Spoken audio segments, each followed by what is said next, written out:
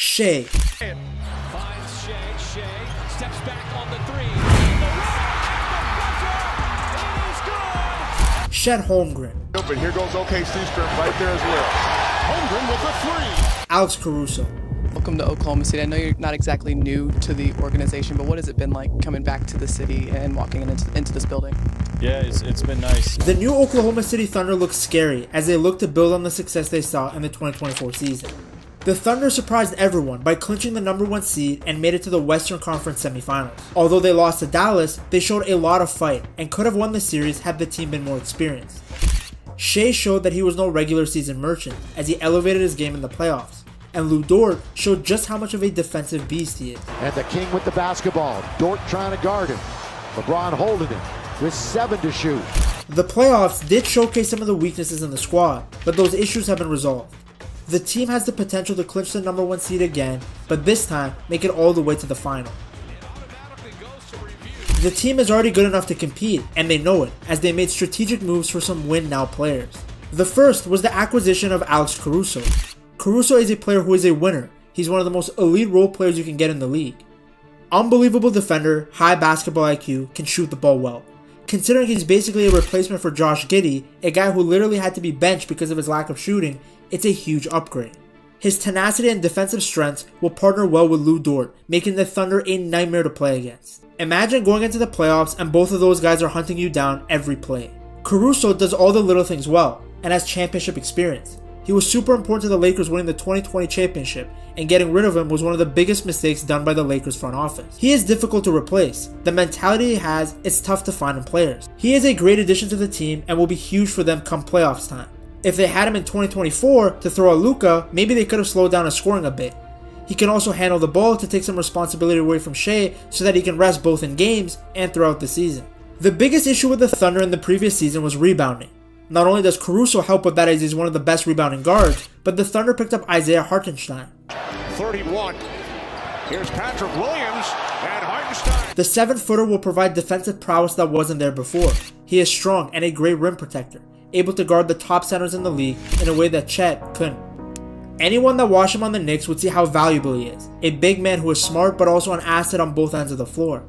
He's also 26, so fits the timeline of the team perfectly. It's a huge miss for New York and a wonderful addition to a Thunder team that desperately needed size and rebounding. Of course, as good as the new additions are, the Thunder's form will completely depend on their superstar, Shai.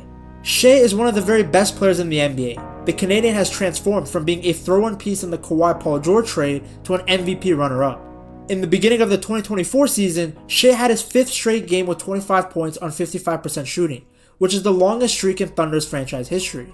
On November 18th, he recorded 40 points, 7 rebounds, and 6 assists in an overtime win over the Golden State Warriors. He was named a Western Conference starter for the All-Star game, marking his 2nd consecutive time selected, but his 1st selection as a starter.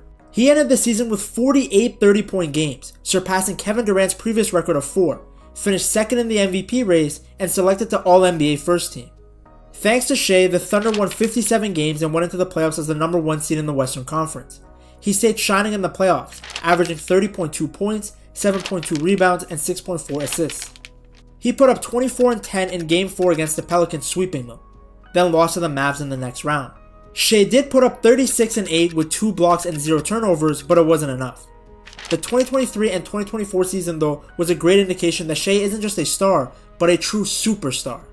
I'm going to say it, but this is the MVP right here. MVP of the league. I'm going to say it for him because he won't say it. On top of Shai, there's also Chet. While Chet isn't the biggest center in terms of muscle, it's always nice to have a 7-footer who can shoot.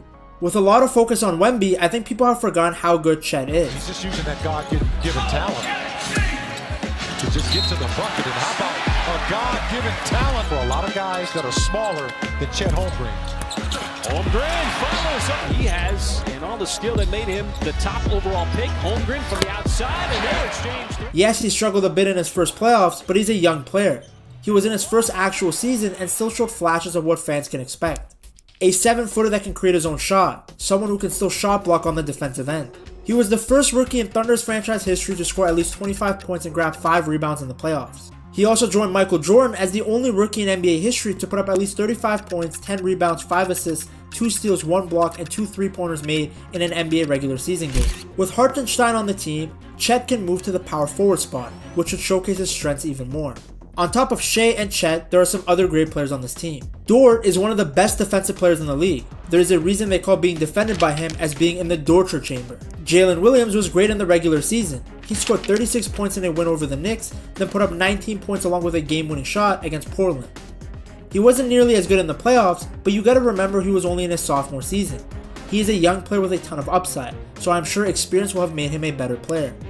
All of these players are being managed by Mark Daigneault, who won Coach of the Year in 2024 after leading the Thunder to 57 wins, clinching the top seed in the Western Conference for the first time since 2013.